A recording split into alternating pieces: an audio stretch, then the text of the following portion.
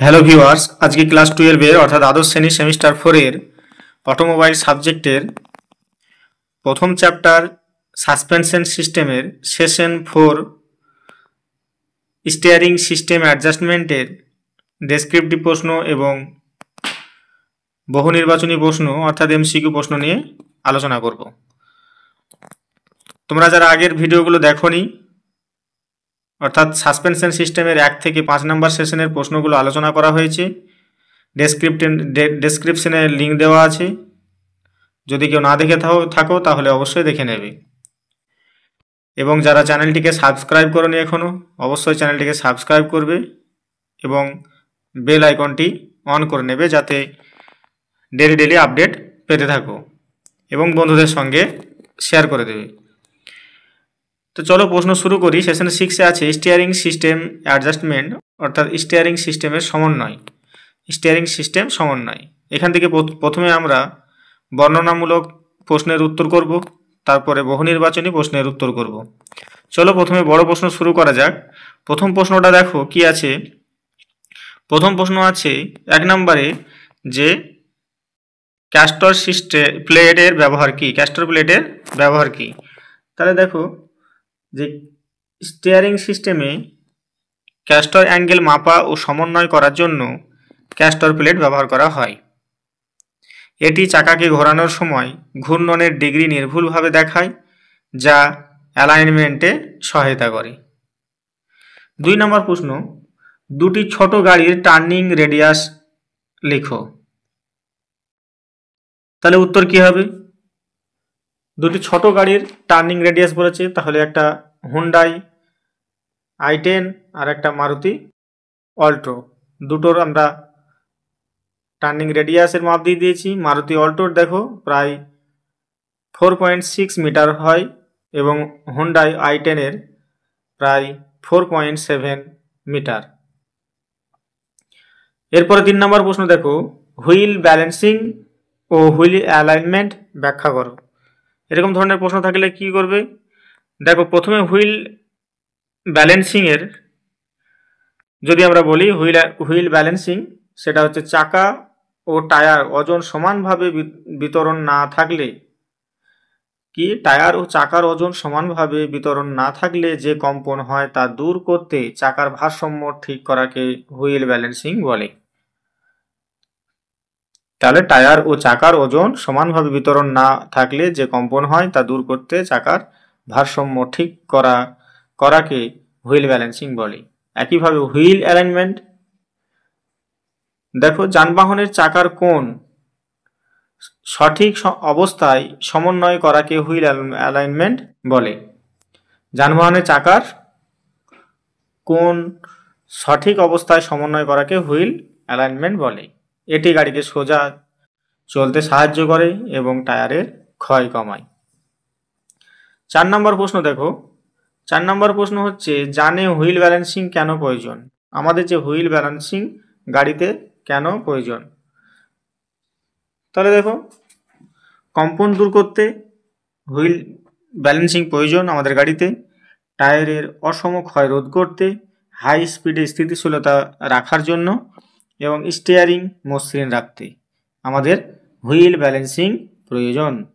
এরপরে দেখো 5 নম্বরের প্রশ্ন, ব্যালেন্সিং মেশিন দিয়ে কিভাবে ডাইনামিক ব্যালেন্সিং করা যায়?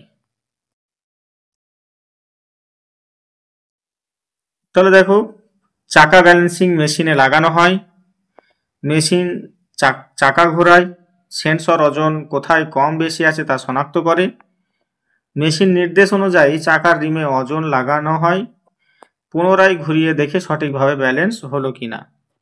এইভাবে ডায়নামিক ব্যালেন্সিং সম্পন্ন হয়। এরপরে দেখো 6 নম্বরের প্রশ্ন। 6 নম্বরের প্রশ্ন আছে যে গাড়ির চাকা ইমব্যালেন্স হলে লক্ষণ কি দেখা যায়? যদি ইমব্যালেন্স দেখা যায় তাহলে কি কি লক্ষণ দেখা যায়? যদি ব্যালেন্স না থাকে, ইমব্যালেন্স মানে ব্যালেন্স না থাকলে, স্টিয়ারিং কম্পন, গাড়ির বডিতে ভাইব্রেশন, উচ্চ গতিতে গাড়ি কাঁপা, টায়ারের অসম ক্ষয় আর স্টিয়ারিং একদিকে টেনে ধরা। তোমরা যদি কেউ মনে করো যে এই প্রশ্নগুলোর উত্তর তোমরা নোট করতে পারো বা স্ক্রিনশট মোবাইলে মেরে রাখতে পারো। তবে সব থেকে ভালো তোমরা এই প্রশ্নগুলো যদি খাতার মধ্যে নোট করতে থাকো তাহলে কি হবে, যে তোমাদের এই প্রশ্নগুলো লিখতে লিখতে তোমাদের দেখবে যে অনেক প্রশ্নগুলো মুখস্থ হয়ে যাবে। এরপরে দেখো 7 নম্বরের প্রশ্ন, চাকা ঠিকভাবে ব্যালেন্স না হলে কি কি ক্ষতি হয়, অর্থাৎ ইমব্যালেন্স। স্টিয়ারিং নিয়ন্ত্রণ কমে, টায়ারের দ্রুত ক্ষয়, সাসপেনশন পার্ট নষ্ট হয়, হাই স্পিডে গাড়ির কম্পন বৃদ্ধি, ফুয়েল খরচ বাড়ে এবং ব্রেকিং পারফরমেন্স কমে। 8 নম্বর প্রশ্ন দেখো, টো ইন ও টো আউট। এই প্রশ্নটা করে রাখবে ভালো করে। টো ইন আর টো আউট কি? গুরুত্বপূর্ণ প্রশ্ন। টো ইন হচ্ছে যে সামনের চাকাগুলোর সামনের অংশ পেছনের অংশের চেয়ে কিছুটা কাছে থাকে। কি বললাম? যে সামনের চাকাগুলোর সামনের অংশ পেছনের অংশের চেয়ে কিছুটা কাছে থাকে। টো আউট মানে হচ্ছে সামনের চাকাগুলোর সামনের অংশ পেছনের চাকার চেয়ে একটু দূরে থাকে। এগুলো চাকার দিক নির্দেশনার ক্ষুদ্র সমন্বয় হচ্ছে টো ইন আর টো আউট। এক কথায় বলে এগুলো চাকার দিক নির্দেশনার ক্ষুদ্র সমন্বয়, একটা টো ইন আর একটা টো আউট। কাস্টার অ্যাঙ্গেল কি? কাস্টার অ্যাঙ্গেল হচ্ছে, দেখো, কাস্টার অ্যাঙ্গেল হচ্ছে যে স্টিয়ারিং পিভড লাইনের উল্লেখের সাথে যে কোণ তৈরি হয় তাকে কাস্টার অ্যাঙ্গেল বলে। এবার প্রশ্ন করেছে এটি স্টিয়ারিং এর কি প্রভাব ফেলে। দেখো প্রভাব, যে পজিটিভ কাস্টার যে স্টিয়ারিং স্থিতিশীল ও সোজা চলাতে সাহায্য করে, নেগেটিভ কাস্টার স্টিয়ারিং বেশি ঢিলা এবং অস্থিতিশীল হয়। এরপরে 10 নম্বরের প্রশ্ন দেখো, কাস্টার অ্যাঙ্গেল কি, এটি কি প্রভাব ফেলে। এটা আমরা 9 নম্বরের প্রশ্নটা করলাম, এখানে প্রশ্নটা একটু রিপিট হয়েছে।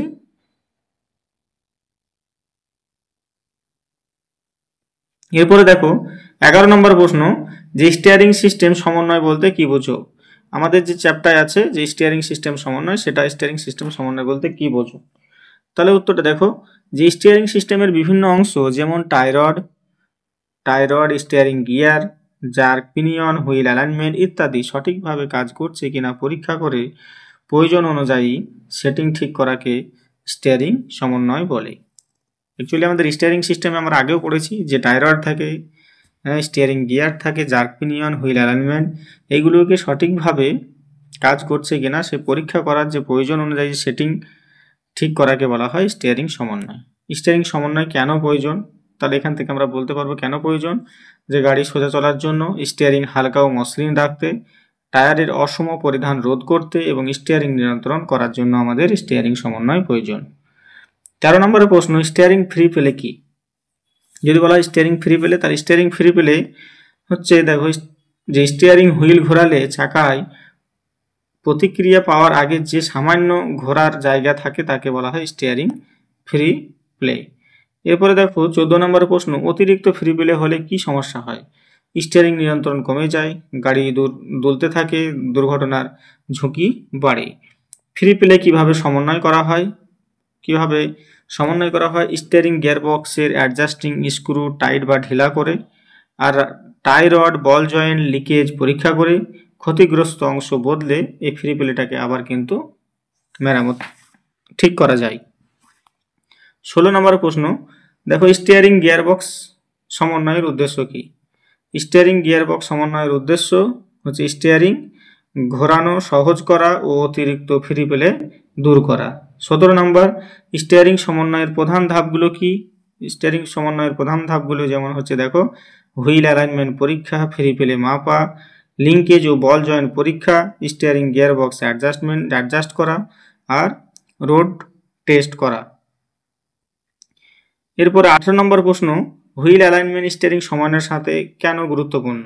হুইল অ্যালাইনমেন্ট স্টিয়ারিং সমন্বয়ের সাথে কেন গুরুত্বপূর্ণ, কারণ ভুল অ্যালাইনমেন্ট থাকলে স্টিয়ারিং হুইল টেনে ধরে, কেটে চলে এবং টায়ারের ক্ষতি হয়। স্টিয়ারিং টেনে ধরে কারণ কি। স্টিয়ারিং টেনে ধরার কারণ হচ্ছে ভুল হুইল অ্যালাইনমেন্ট, বেঁকে যাওয়া টাই রড, আর অনিয়মিত টায়ার প্রেসার, সাসপেনশন সমস্যা।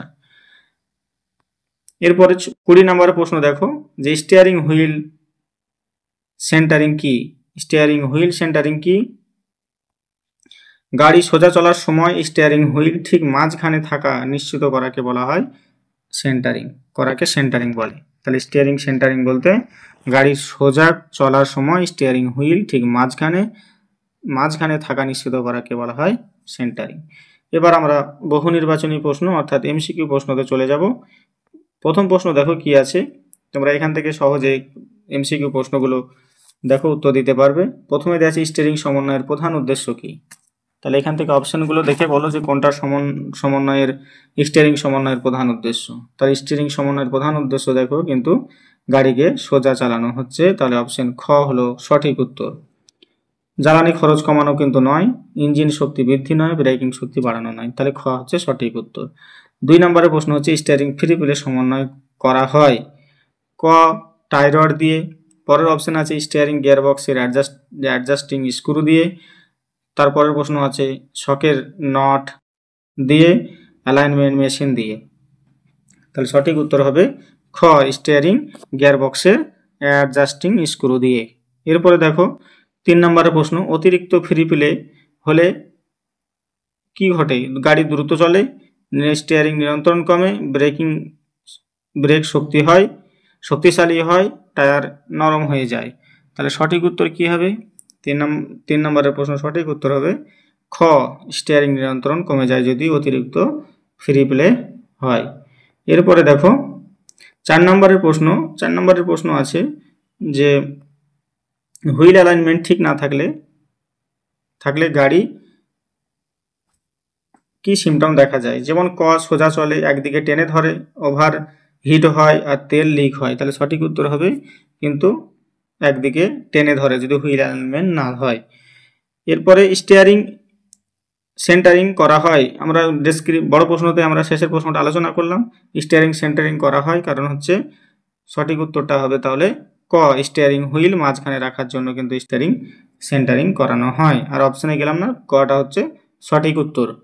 এরপরে দেখো 6 নম্বরের প্রশ্ন যে ক্যাস্টার প্লেট ব্যবহার করা হয়, তার কারণ হচ্ছে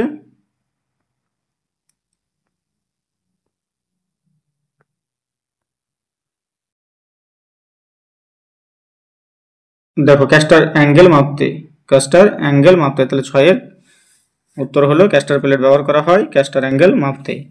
7 নম্বর হচ্ছে নিচের কোন গাড়িটির টার্নিং রেডিয়াস ছোট। এখানে আমরা দুটো উদাহরণ দিয়ে আমরা দেখিয়েছি যে এখানে মারুতি আল্টো আর ছিল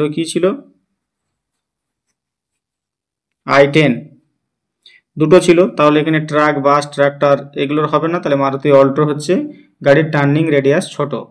তারপর দেখো হুইল ব্যালেন্সিং কি। আমরা পড়লাম হুইল ব্যালেন্সিং হচ্ছে চাকার ওজন সমান করা হচ্ছে হুইল ব্যালেন্সিং।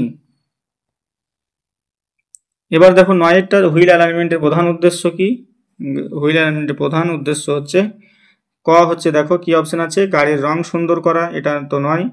তারপরে খ হচ্ছে চাকা সোজা রাখা, আর গ হচ্ছে ইঞ্জিনকে ঠান্ডা রাখা, আর সিলিন্ডার প্রেসার বাড়ানো। তাহলে 9 সঠিক উত্তর হবে খ চাকা সোজা রাখা।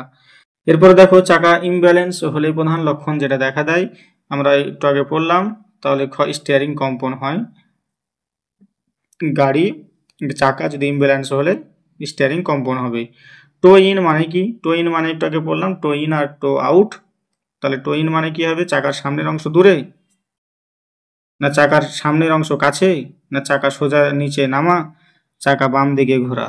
দেখো এই শেষে দুটো তো হবে না, সামনের চাকার সামনের অংশ দূরে যায়, না হলে চাকার সামনের অংশ কাছে আসে। তাহলে কোনটা হবে? 11 হবে খ চাকার সামনের অংশটা কাছে চলে আসাটাকে বলা হয় টো ইন। কাছে চলে আসা। মনে রাখার একটা উপায় হচ্ছে টো ইন কাছে আসবে, আর টো আউট মানে হচ্ছে দূরে চলে যাবে। পজিটিভ কাস্টার অ্যাঙ্গেল, অপশনগুলো দেখো পজিটিভ কাস্টার অ্যাঙ্গেল কি হবে। অপশনগুলো দেখো ক আছে স্টিয়ারিং স্থিতিশীল করে, সাসপেনশন নরম করে, ইঞ্জিন মসৃণ করে, আর ব্রেক শক্তিশালী করে। তাহলে কি হবে? সঠিক উত্তর হবে ক ক উত্তর হবে, সঠিক উত্তর হবে ক, স্টিয়ারিং স্থিতিশীল করে। 13 নম্বরের প্রশ্ন দেখো, নেগেটিভ ক্লাসটা সাধারণত কি হবে? 4টা অপশন আছে, যে কর্নারিং ভালো করে, ব্রেক নষ্ট করে, ইঞ্জিন ওভারলিফট করে এবং ক্লাচ স্লিপ করে। তাহলে সঠিক উত্তর হবে 13 ক হবে, কর্নারিং ভালো করে। এরপরে দেখো 14 হচ্ছে, হুইল ব্যালেন্সিং এর উদ্দেশ্য কি? হুইল ব্যালেন্সিং এর উদ্দেশ্য হচ্ছে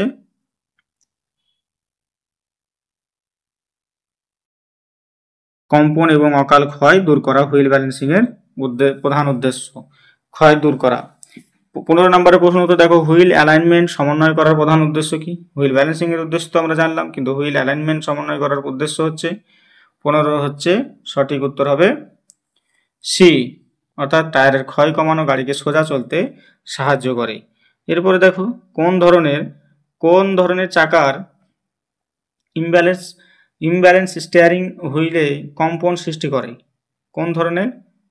তাহলে অপশনগুলো দেখো। অপশন প্রথম আছে যে পেছনের চাকার ইমব্যালেন্স, সামনের চাকার ইমব্যালেন্স, বাম চাকার ইমব্যালেন্স আর ডান চাকার ইমব্যালেন্স। তাহলে কোনটা হবে? তাহলে সঠিক উত্তর হবে